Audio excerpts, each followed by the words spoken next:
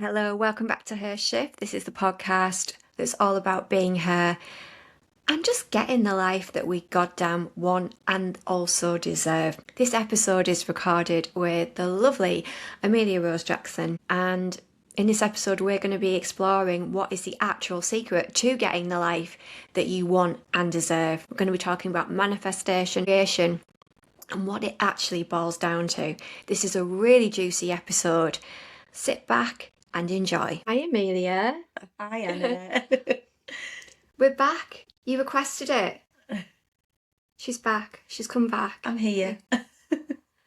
And you haven't got a cold? No, I haven't got a cold. I was just explaining when we're due to move house, so I've been decluttering, and I can't believe how dusty my house is. I've had to take an antihistamine, so yeah, I sound like I've got a cold, but I haven't. I'm fine. I'm here. I'm just mid Stacey Solomon sort my life out I vibes. was thinking with that, do you think they have to wear masks and stuff, and like the amount of Yeah, and I also don't think they do that in a week. I think they give a lot of help. Yeah, but I mean, even still. I think they have a massive team. I also, as well, those poor sods that have to unpack all that shit in that warehouse. No. Who does that? It's when it's wet. Well, Calpol syringes. So I'm not joking. I've found Calpol syringes in every area of the house. Just how many of them must you accumulate? I've never been them. No, I don't. And I think at one point I was getting Calpol on automated shop because, like it was, running out and things, and you can't run out of Calpol. No. So, yeah. Yeah, sort my life out, really. I mean,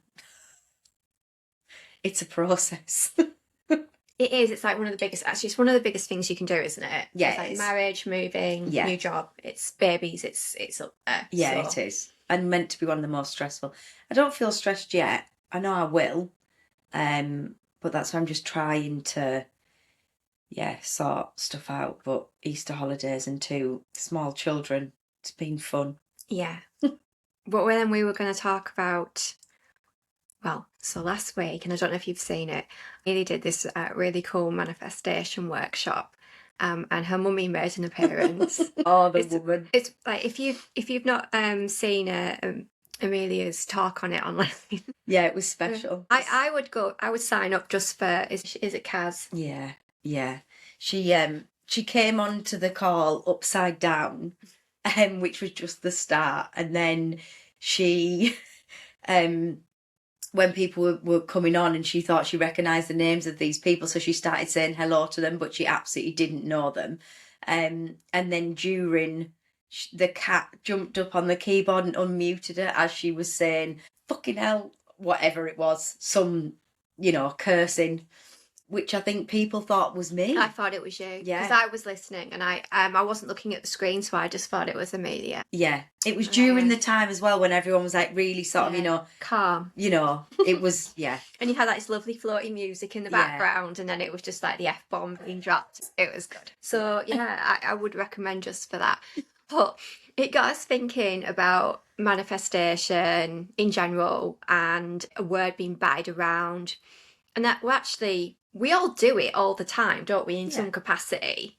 We're actually probably better at it than we realise, and we probably take a lot of it for granted. But there are obviously a lot of areas that some of us struggle with, to the point where we even might say it's not even a real thing. Yeah.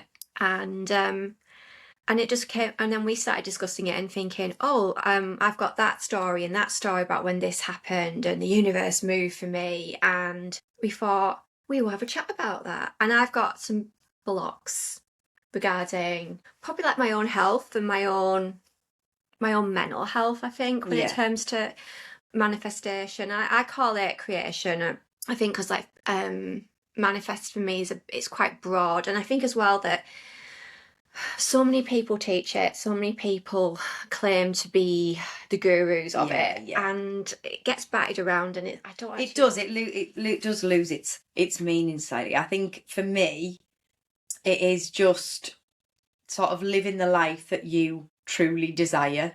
And I think if you're not living your best life, then what's the point? I mean, I know that's a bit much, but like, I just think everyone, like, life is for living, isn't it? Absolutely is. And I think that we can all be very guilty of just getting up, go run, going to work, coming home, living for the weekend. Everyone seems to live for the weekend. Since I've stopped drinking, I don't live for the weekend anymore. But yeah, I think it's like...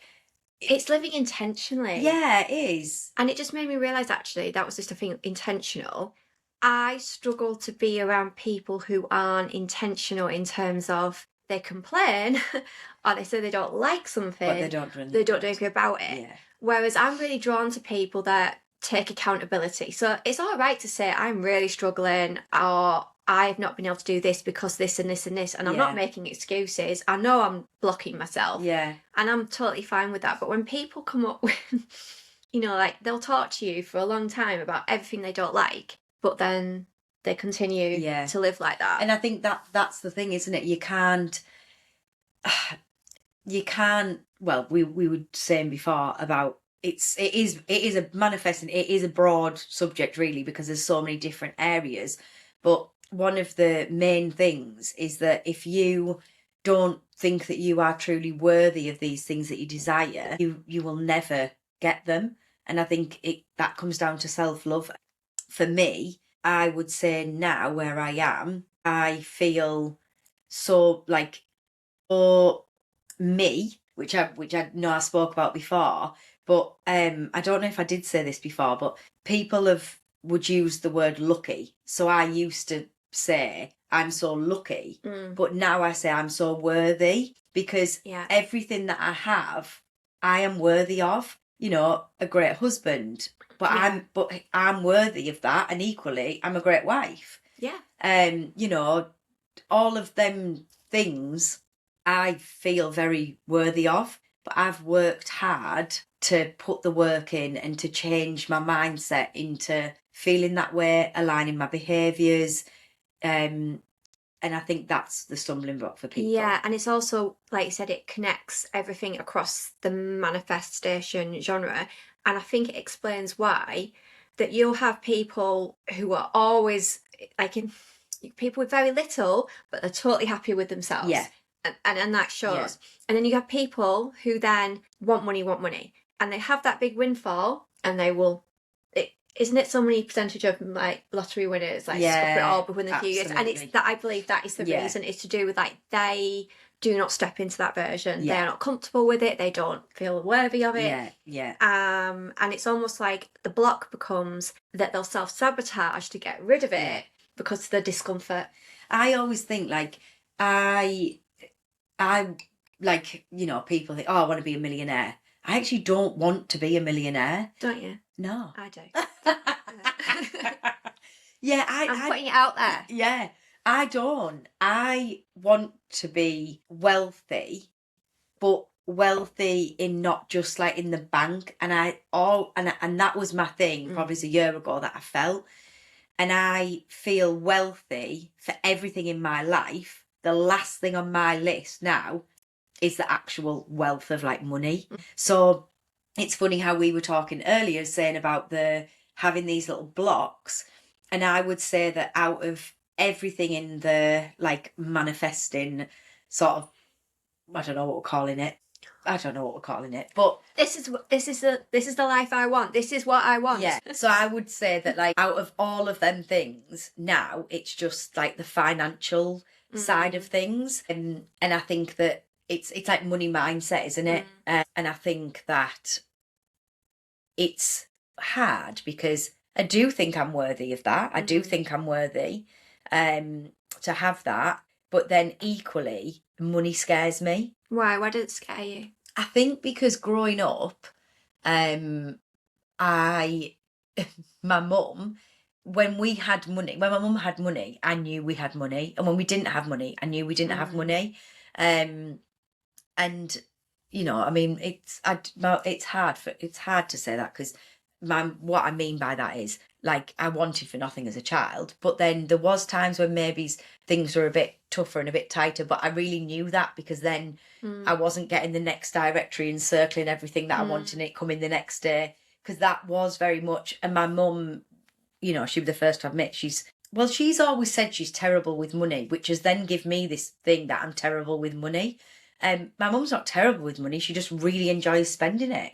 Yeah. You know, okay. that's, Yeah. and I think she needs to change her mindset in that. But like for me, Mm. I'm actually not terrible with money. But again, a learned behaviour, like it's so complex, isn't it? Like, Yeah, I love hearing people's money stories because I was like going to divide this up and I was going to go, oh, so we've got material things, and then we've got like our health, and then we Yeah. know things like, but they're so interconnected. yeah, absolutely. And I love hearing about someone's backstory or mindset. So I've done a lot of work on mine, and I've even done courses because mine's a real mess in that it comes from two worlds.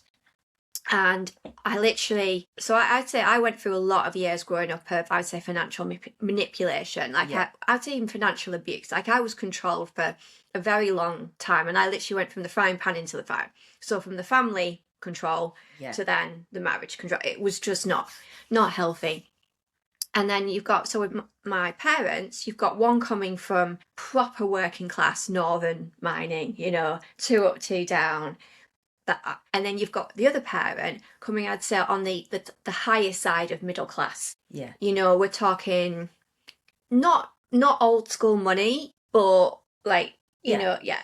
And very well spoken, but equally their mindset was, I just don't worry about money. We've always had it. Which is quite a healthy thing to do. It's like, I just don't worry about money. Whereas you've got the one that came from the working class background, which I know we don't have these days, but it was like a very real thing, wasn't it, with the mining in the northeast. It was very like literally hand to mouth, and we might go hungry and this. And I was just pushed, I was like torn in two with that. It just didn't make sense. It was told, to be careful with money, that we don't have this, it doesn't grow on trees. But then we lived in a really nice house, and we had holidays, and we had a car, and I was given this and this. Probably is more than what other people around you Yes, absolutely. Which then I felt I stood out, but then I was told that we were poor. Yeah. So it was an absolute head fuck, I'll be quite honest. And I was saying to you just before, so I've been very happy. Like, I've done like the student lifestyle. I've lived very minimally. I've been lucky enough, therefore, because of my background, to have certain experiences, and I'm very comfortable in those as well. Yeah. I'm not comfortable with the midpoint. Yeah. Which is that is my block. Yeah. Like, everything you're telling me about your success and your life and where you are now, that makes me wobble a bit. Does it? Yeah. Yeah. Because it's very on the up, it's just like you're ticking all your boxes and everything like that. And I'm almost like, I don't feel. That's why I'm comfortable saying I want to be a millionaire. That's my new word. Yeah. I feel very comfortable being a millionaire. Yeah. It feels fine. But maybe having a £500,000 house in this town. No, it scares me. No. I don't know, it's weird. But again, I think, well, totally maybe going off here, but if I was a millionaire, would I still live here? Probably not. No. I don't think I'd go far, but yeah. No. But I think that's it. Yeah, I think again, the term sort of wealth and success and stuff, it's different for everybody. It buys it, to me, money offers freedom, safety, but mainly freedom. I can do what I want and it's okay because I can. I think it'll be interesting to see, because I feel like my manifest journey, like where I am now. So my husband was really keen for us to move house, and I wasn't really that bothered. We just live in a normal 3-bed, like semi-detached house, and he really wanted us to move and sort of to a bigger house. But I just, maybe I wasn't comfortable with that. Maybe that's what it was. Like, I just was a bit like, I don't know, I just didn't see that for us. But then now I do see that, and we have totally outgrown our house. But again, the whole manifesting thing, I wasn't even going to go view the house. We went to view the house. I pulled up. I totally fell in love with it. And once we made a decision that we wanted it, like, I was having that house, like, I rang the estate agent and said, like, what's the situation with it? Like, I've mentally bought it. I've mentally moved in. Even rang the storage company, what's it called? Storage unit. Yeah. And said, we've bought a house. We hadn't. And we need a storage unit. Got that. And everything was just went to the mortgage advisor. I'm buying this house. How do you make it happen? But again, it's having the confidence and knowing that you're worthy of that. Does that make sense? I feel like it's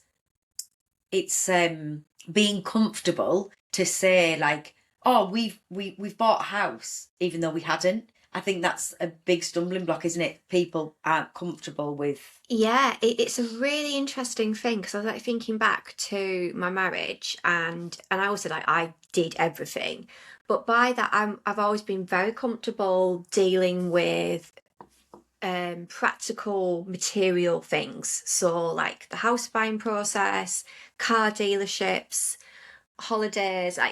Yeah. I just find it really like a fun challenge. And what I can't, again, I can't understand it when, you've just said I approached it with a little bit of apprehension and you had to get like, I'm going to do this and this. Yeah. Some people, including my ex-husband, were terrified of doing that. So I'm like, I'm in the process of like buying a house at the minute as well. And the first thing I'll do is like, I'll phone up the estate agent. Tell me about the house. Yeah. What's the situation? Yeah. I'm like terrified to even ask those questions. Whereas I'm like, and also I would go and view houses before I was in the position to buy. Yeah, absolutely. That is like, and that's what it's about. Because it's putting yourself. To be honest, that's what my husband. So like my husband doesn't realise how much he has jumped on board. So like, I have changed massively, and so has he. Although he wouldn't admit it and he probably wouldn't even realise it because he's that blasé. But he last year viewed 3 houses.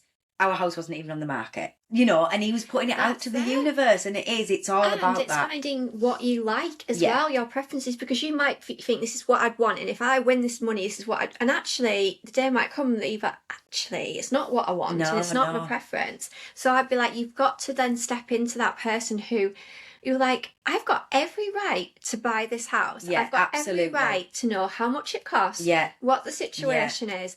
And also empower yourself with financial knowledge. That's something people are a bit scared about. Like, I'm really geeky, and I look at the stock market and things like that. I find it interesting, so it's easy maybe. Some people like, oh, no, I'm not intelligent enough to know about that, or it's just not something I'll ever understand. I'm like, well, if you're going to get a mortgage, do you want to know how much you're going to be paying? Do you know what the interest rate is? The term? Like, nah, just sign and just back away. I think it's one of them, like the saying, "Burns get no sweets." Believing that, and my granddad, bless him, he used to say, like I remember splitting up with a boyfriend or whatever, and my grandma was like, oh, there's plenty more fish in the sea, and my granddad was like, well, if your car was broken, a mechanic wouldn't knock on the door, you need to get out there. And it's like it was so many things, isn't it? Like you have to get the wheels in motion with stuff, which is a lot of what my manifest masterclass is. It is probably for a beginner, would you say? Like somebody who's very... Yeah, because I think it would be people that know about it, but think maybe it's like a bit like having a magic lamp to rub, or putting a wish list out there, or cosmic ordering. Yeah. And it's like, no, you have to take inspired action. You have to be intentional. Yeah. And also I find when a lot of people that I work with, they'll tell you what they don't want. They find it hard to tell you what they do. Yeah.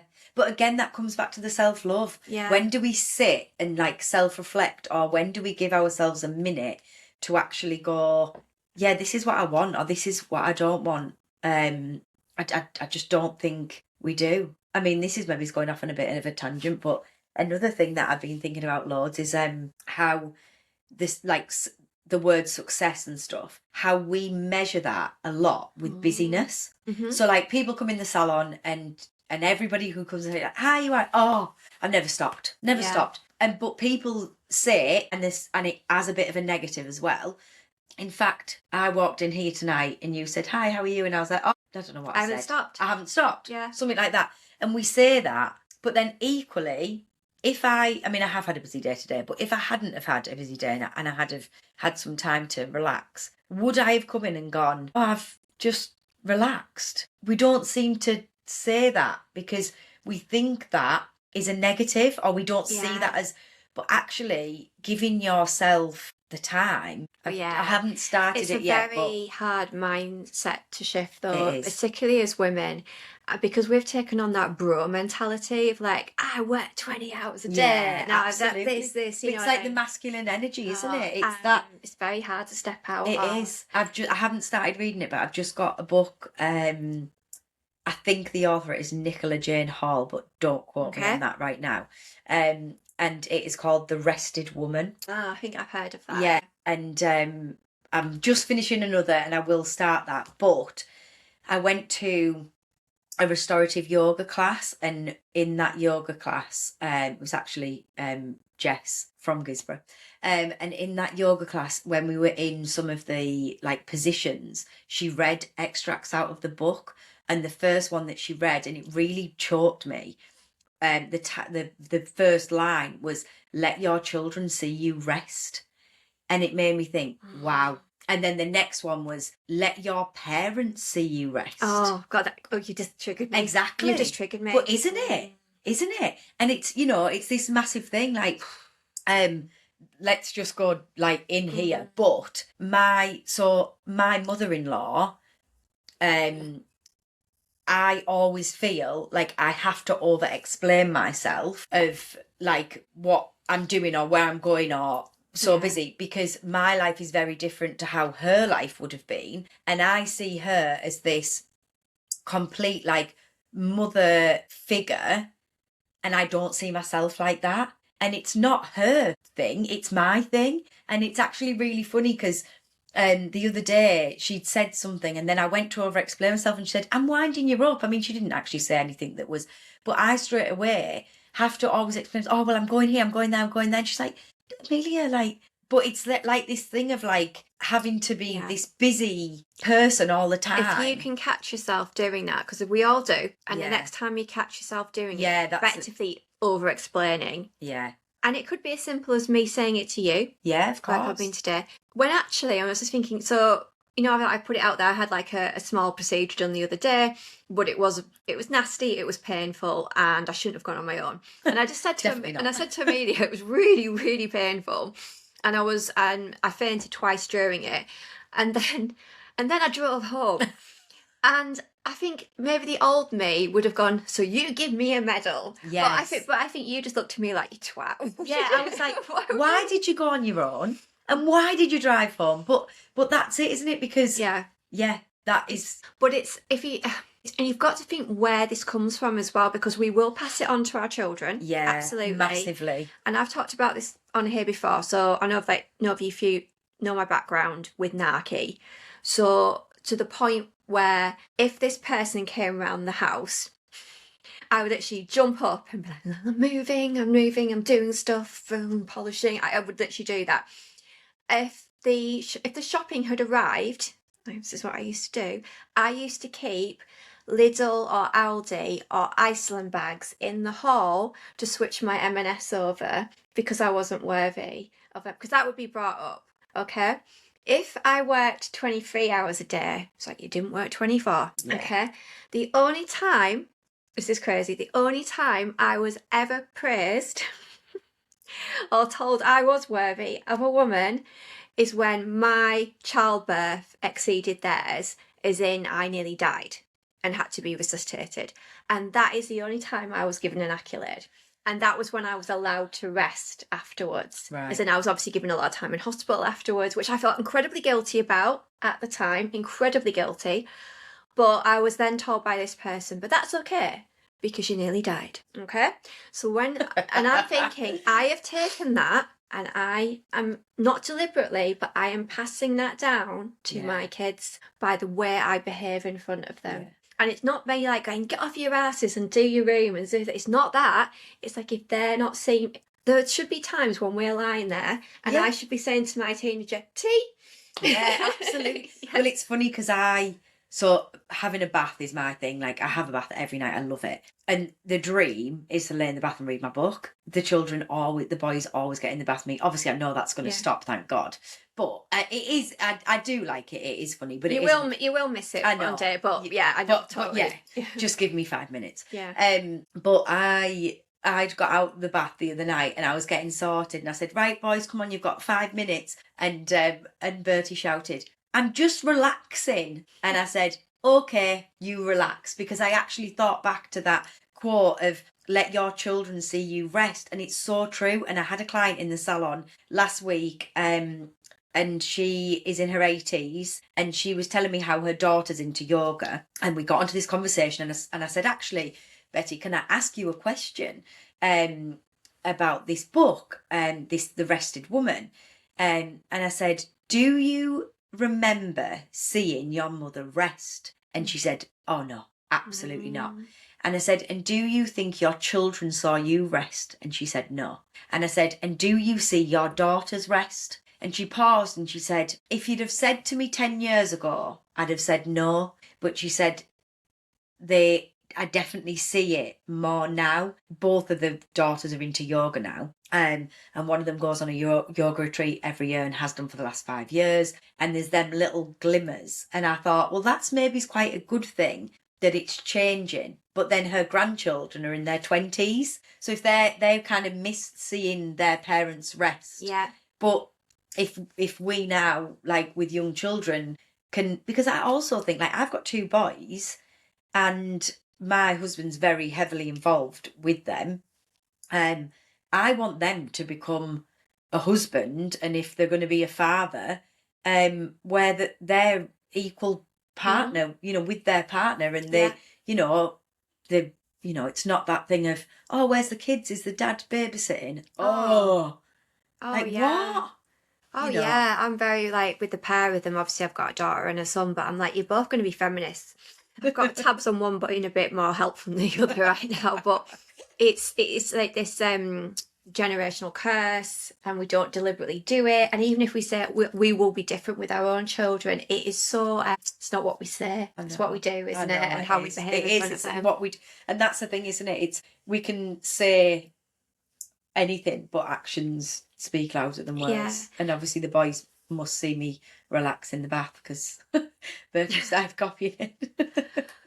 It's only recently stopped, but yeah. Oh god, like because as well, so like my son has it's like bowel condition, and we've got different toilets in the house, and typically the one in the main bathroom is his favourite toilet. There's one in his sister's room that's out of bounds. She'd be like, she'd kill it if he went up there. But if he's up there and there's a toilet just there, he's not going to be going downstairs. And the amount of times I've just been resting in that bath, and he's ran in to have a poo. And I'm just like, this is my life. And do I think I'll ever miss that? No. Possibly not. Possibly not. But then, yes, he is seeing me rest in that time. And it is good. And but it is really, really important. But what I was going to ask in terms of, like, I could say to you, I'm really hot on this level of manifesting. Particularly houses, I'm really great at. Cars, brilliant. But then there's so many things I don't feel worthy of. Yeah. And then what do we look in ourselves and go, do we work on the trigger? Do we try and work out where it comes from? Do you think that because you're quite good with the money mindset, that's why you are good at manifesting the material things? It's a tricky one, because it's almost like I'm comfortable with large amounts of money and big purchases like houses and cars and particularly things for other people as well. But then equally, I will maybe get rid of smaller amounts of money quite quickly and don't feel like I have. Sometimes when I've had like small amounts of money come in, I will get rid of that quite quickly. Right. I will have something lined up to spend it on, and it won't be on me. It'll be for somebody else. Yeah. Even though they could afford to get it themselves. Yeah. Yeah. And it does go from feeling supremely confident walking into a car showroom. I love that side of things. I know it makes a lot of people cringe, but I find it fun. I also love cars, and it's just something I enjoy. And I see it as, look, I'm going to be buying a car off you, but play the game with me. Do you know what I mean? And I'm obviously not going to be paying full price, so come on. Let's just cut out, So, and I enjoy it, and I don't cringe, and if I can do that because my partner would rather not, I've got no issue with that.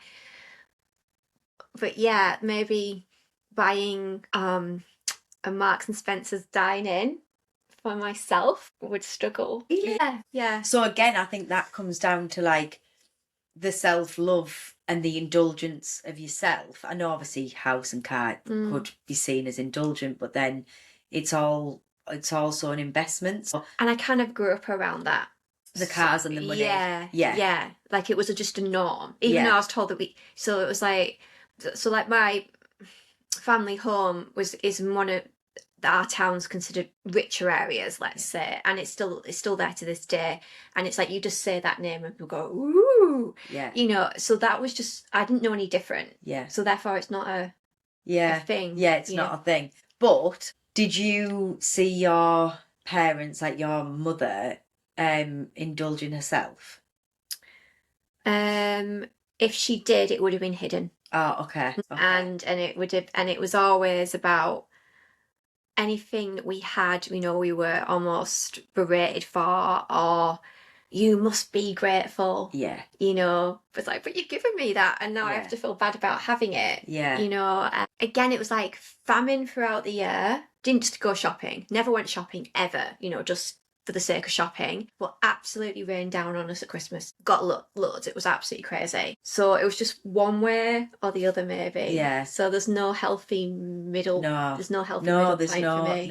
It's weird. So, and that's maybe where, like, I know we've spoke, but that's maybe where you struggle with that middle, mediocre living. Yes. If you know what I mean. Yeah. I'm really comfortable. Like I said, I've like done the student living. I'm very comfortable with that. And I'm very, like, because I used to work for an airline and obviously I got to experience first class and the hotels and the travel and that. Yeah, very comfortable. Really comfortable. Yeah. But I don't know, having, like I said, I call it the 2.4 lifestyle of our town. Yeah. On the mummy juice. Yeah. On a Wednesday night down the Voy.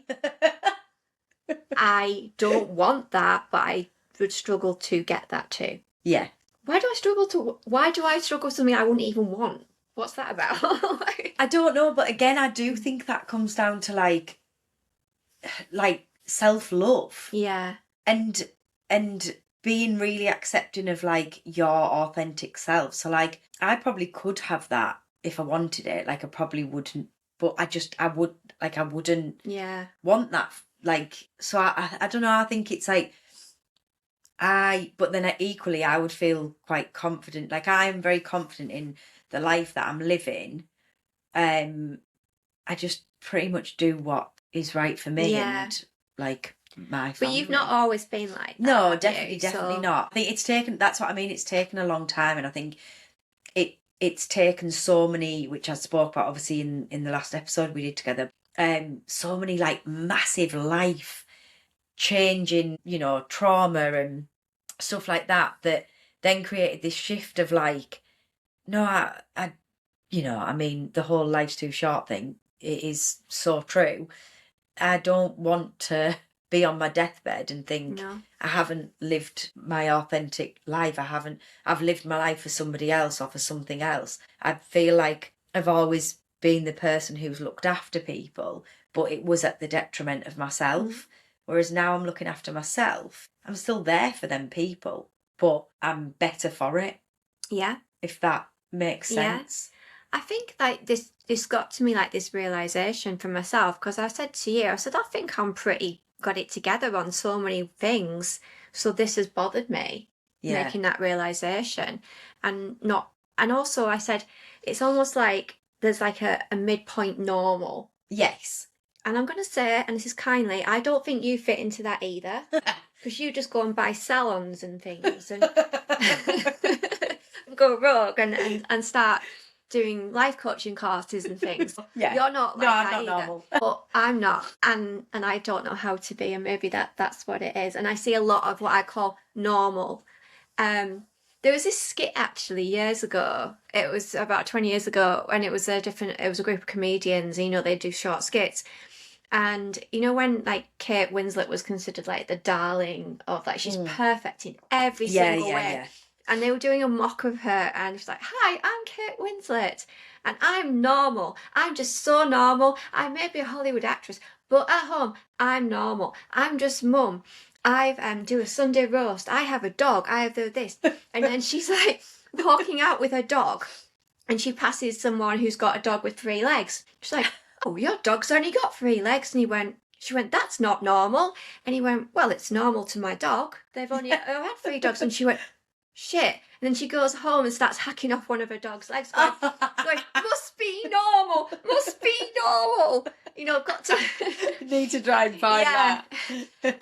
And it just applies so many things. Like, she sees what's considered, not what the Hollywood elite are doing, what us lot are doing, and she's like, "Must be normal, must be normal." And that's her every day. And I feel like that sometimes. Maybe I've had that wave of, shit, I don't think like that. I think, like, I suppose it's like,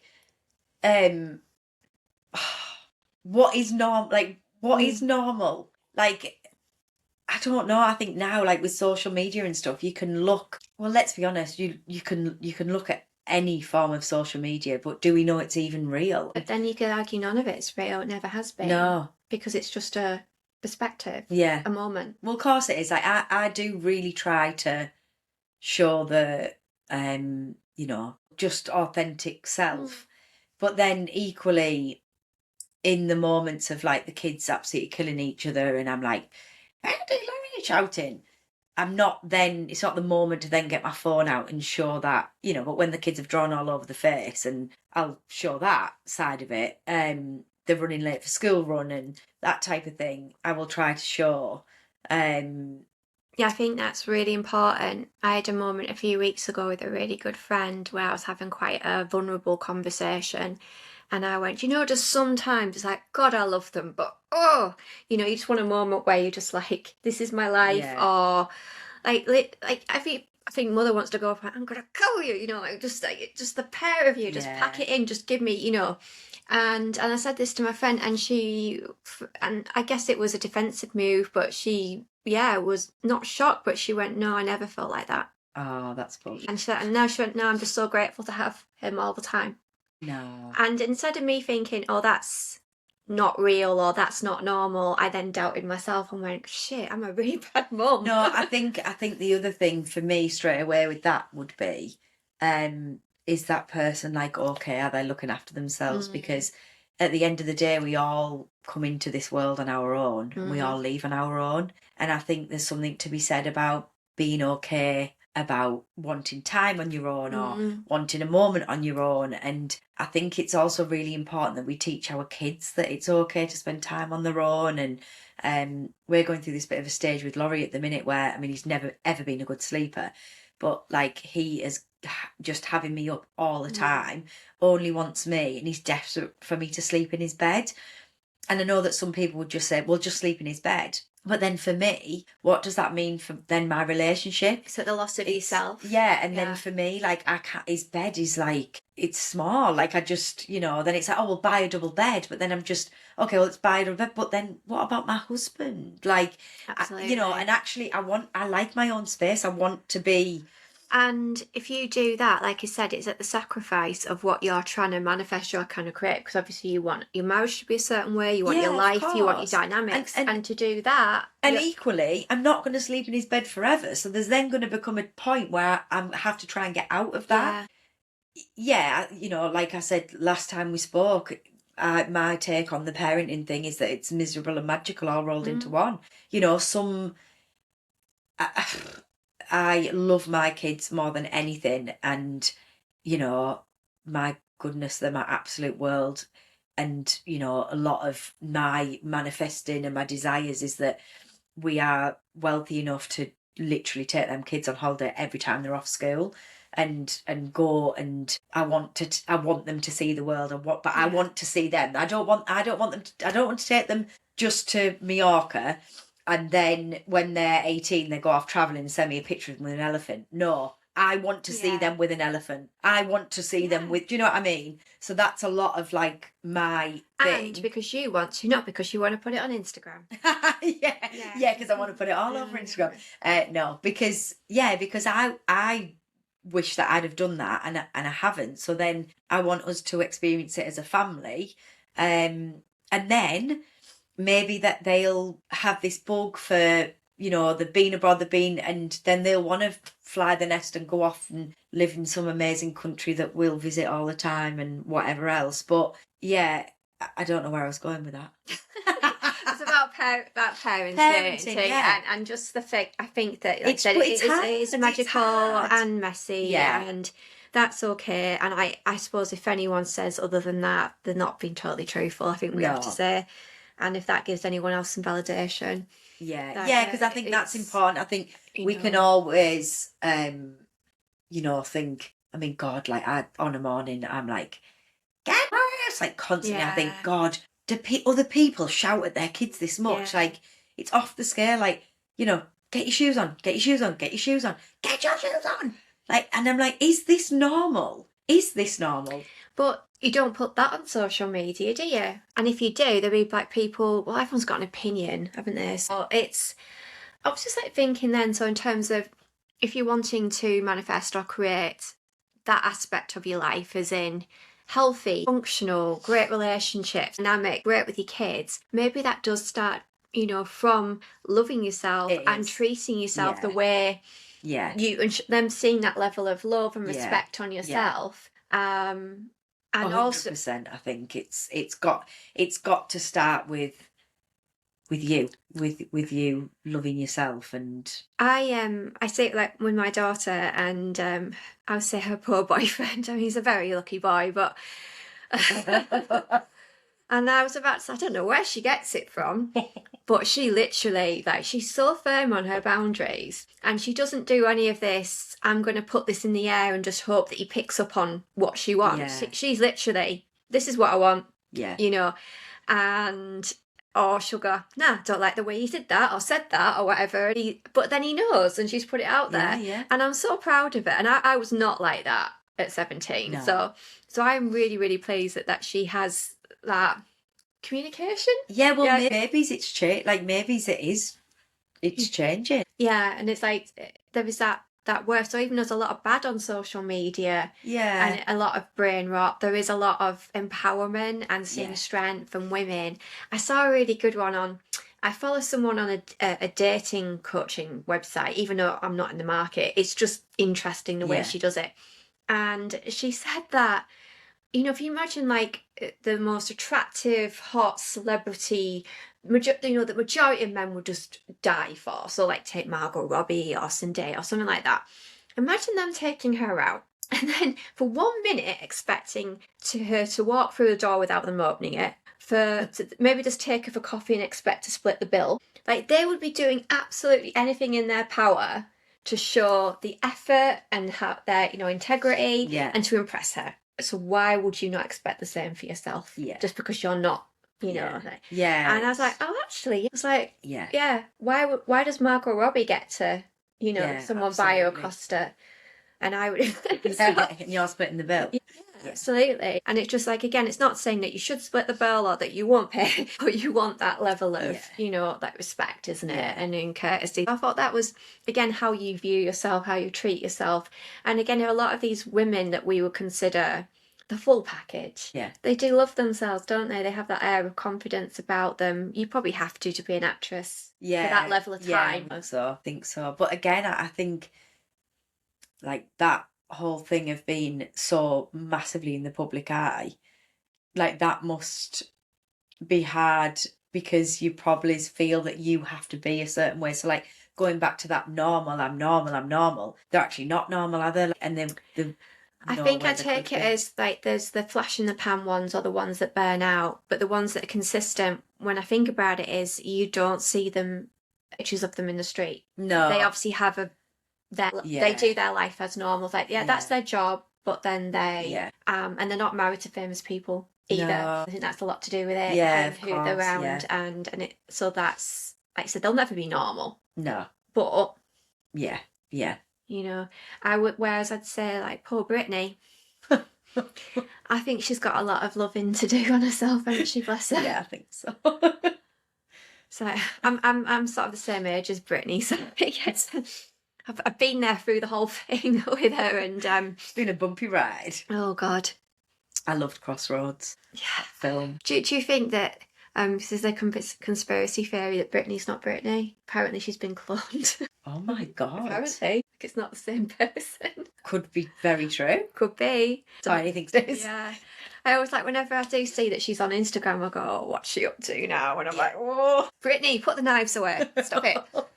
Oh God. No, I just was like, oh, I just wish people like that had the right people around them at the times when they needed them. And I think that's what it comes down to. They're not around the right people and being loved. Because I always go, if that was your kid, yeah, absolutely. Absolutely. this would never ever happen. Yeah.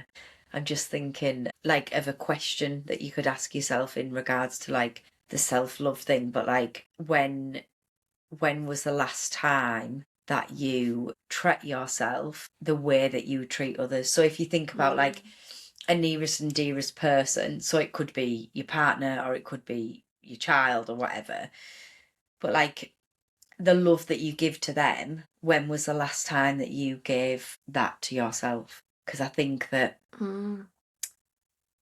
maybe I've never to that extent. Yeah. But my biggest thing when I started like learning and looking into like the self-love thing was what I realised was that the only thing that I was doing, and this was pre-kids, the only thing that I was doing for myself was having a bath every night. And I used to like go to the gym. I was obsessed with the gym. I was there a lot. But I realised that actually like I don't actually like exercise. Like I don't. And I was doing it because it was helping with my mental health. Yeah. It was a way of clearing my mind. It was a focus. But hands down, I don't really like the gym. I don't really like that. You know, I like the wellness. I'm just not bothered about breaking a sweat as such. But when I really sort of thought about it, I was like, what do I actually do? Like, I didn't. And if you said to me now, what do you do now? My life is very different to what it was then. But I just think I give myself more time. And I know that people would laugh, people who know me would laugh at that because they'd be like, you're so busy all the time. But I'm doing things that bring me so much joy that it's not a negative busy, if that makes sense. It's like it's like a path of my life that aligns together. You know, I didn't ever used to be a morning person, but now I wake early because it is the best time of the day. Like there's days when I'm at work and people come and be like, oh, the weather's awful, and I think, is it? And I'm like, it was glorious this morning. Because being up at 6 o'clock, sometimes it's bright sunshine. I mean, obviously it's not. So that is a thing for me. It's something I've always struggled with. So if I was to say, so how do I look at creating that in my life, being a morning person? Because so I've talked about it on here and I've done all sorts of things. There was a point where I did spend 3 months and I got up at between 5:30 and 6:30 every day, and I had my coffee and my journaling and everything like that, because they said if you do it that much it'll become habitual. It literally, I wanted to put a gun to my head every morning, and I didn't feel any better by the end of it. I think it massively depends on what time you go to bed, what type of quality of sleep that you get. Have you ever tried, I probably pronounce this wrong, yoga nidra? I've never heard of yoga nidra. Oh my goodness. So Nidra. Yeah, yoga nidra. Sure, that's okay. So it is it means like sleep. So it's I suppose it's like a meditation. So you can go to a class. We've actually got one next month, and you, just as you would at like a sound bath, you sort of lay cozy, and it's just somebody's voice that you're concentrating on, but you do like a full body scan, and it's meant to put you into this state of sleep that is the best rested sleep that you can possibly have. I mean, obviously look into it because that is vague what I'm saying, but no, I was going to say the best sleep I've had, because I've told you I don't sleep very well at all, never have done, but I heard that Katie Price has a surgery done because it's the one time that, because she's ADHD, she gets a sleep is when she has anaesthetic, and that's the same for me actually. It puts me into that slumber, but obviously I'm not going to go down that route, but I'll definitely look at that. I said I'll try anything once. Do that. Obviously, I was going to say, since I had this procedure the other day, my body is now flooded with progesterone, And I have to say that today I got to do something for myself that I've not been able to enjoy for at least a year. And that was like I went to the gym, but not to go to the gym, just to chill, change my environment. And I love audiobooks and I love podcasts. And not because it's like, oh, I'm still doing something. I just Yeah, I love yeah. that sort of thing.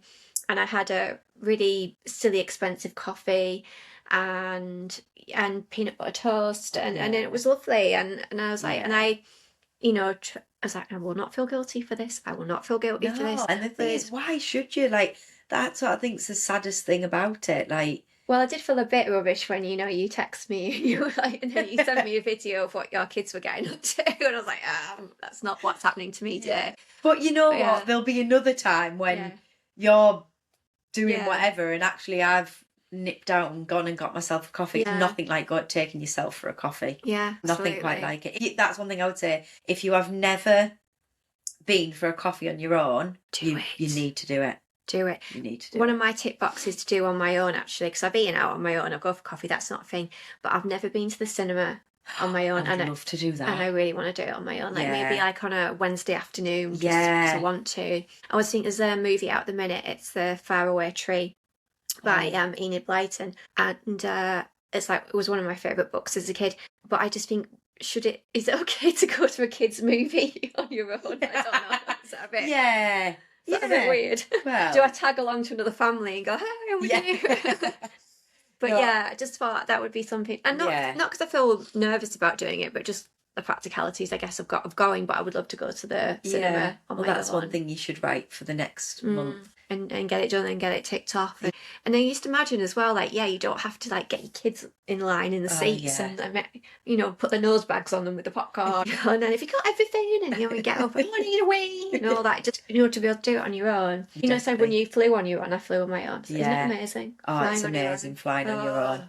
Yeah, I've actually But even though we're in the height of moving and everything else, I've actually booked to go on a retreat again this year, which I must admit I did slightly feel guilty for when I first booked it, but then I you was are like, for it no, now. I'm worthy. I'm worthy. I am worthy. So yeah, I'm going to Portugal this year in Oh. September for 5 nights. September's the time. I Can't really wait. want to make that part of my thing, whereas you've gone through the whole summer with the kids. Yes. And the back at school, not in my case, but the back Yeah, at school. yeah. And and I'm going to go, right, I'm going to F off now. And I'm going to Yeah, go away because absolutely. I've just done the whole summer and September's like that nice. It's been my favourite time to do weddings, actually. With September, Yeah, there's like yeah. a nice energy to it. Yeah, So it's good. that would be lovely, like that sort of warmth in September. Won't Yes. That'd be so really good. So before we round it up, what would you say? What's your number one thing to start with self-love in terms of creating the life you want? Where do you start with that? If it all comes from that self-love, self-worth. So I think sitting down with a pen and paper and actually asking yourself the question of, what do I do? Where do I show myself self-love? Because it'll be hard because It'll be depressing. it will be. It will be. Yeah. But then it'll make you be like, right. So then once you've wrote nothing on the paper, you then will ask yourself, how am I going to do it? What is it? Because obviously some people, maybe like for me, I like going for the sea dip in the sauna and I love doing that on my own. But that could be someone's worst nightmare.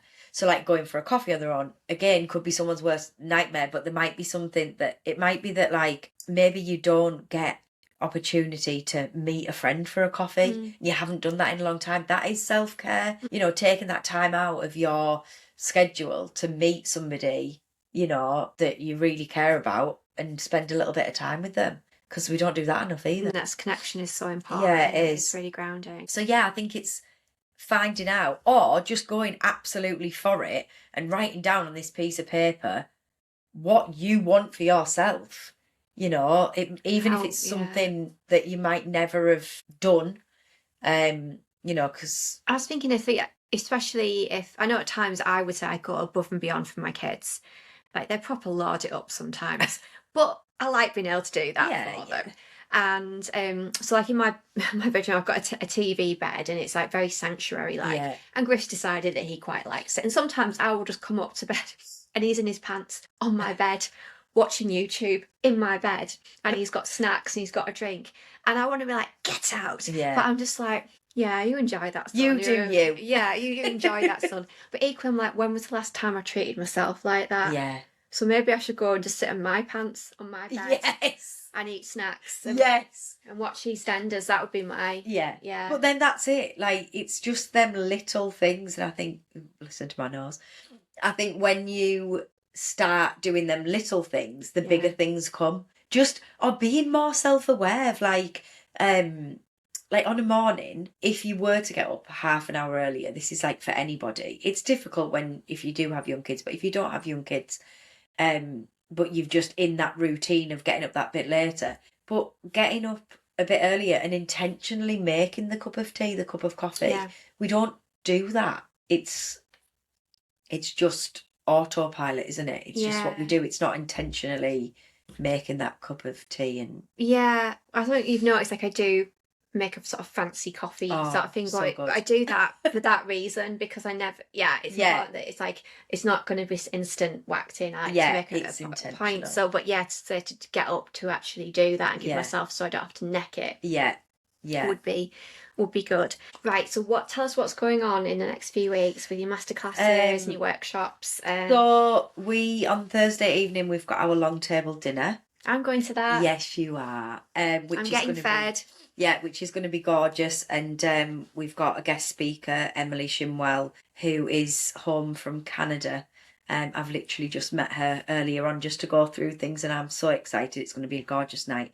And then we've got in May, we'll have another sound bath, not sure of the date.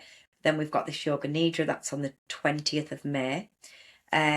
Weekly yoga every Tuesday. And then in regards to my masterclasses and things, I actually haven't got anything planned other than in June I've got some festivals and a few other bits that I'm facilitating at.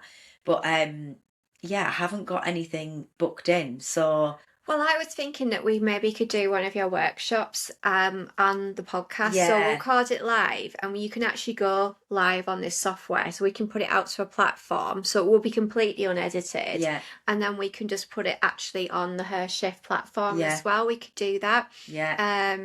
So I know, like, you like to use visual examples, but we can do that. We can do that with the screen, and that can go on YouTube maybe. Yeah, so amazing. We can do that. Amazing. Because then that would be, that could be people in Canada, over the pond, everywhere. Yeah. I think I'm trying so we're meant to move house on the 1st of May. So May, I've tried to... We won't be doing anything around the 1st of May. I've tried to keep my diary, which has been really hard. Because like I say, it's things that I love.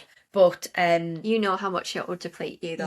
Like moving. Again, it's boundaries, isn't it? It's that self-love of like, although it's stuff I love doing, I know that time's going to be really stressful and really hard. So I've tried to not plan much for May other than moving into the Renault. Wish me luck. The Renault. I just had a flashback then to moving with my ex-husband and him deciding to go on a trip away. Oh, perfect. Actually, so he was at work on moving day and then went away for the next 2 days. Cool. Yeah. And I put up with that. There we go. Thank God you're on the other side. I'm on the other side of that. And I thought that was normal. Yeah. So there we go. Yeah. Well, like you said though, you were never normal. No.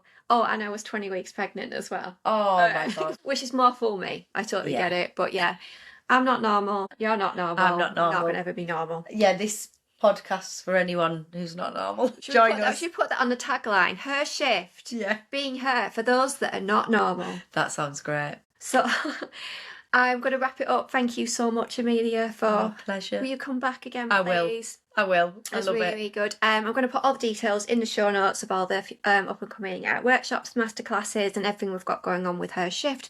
And just to say that you are doing amazing. Please keep going. You are stronger than you think.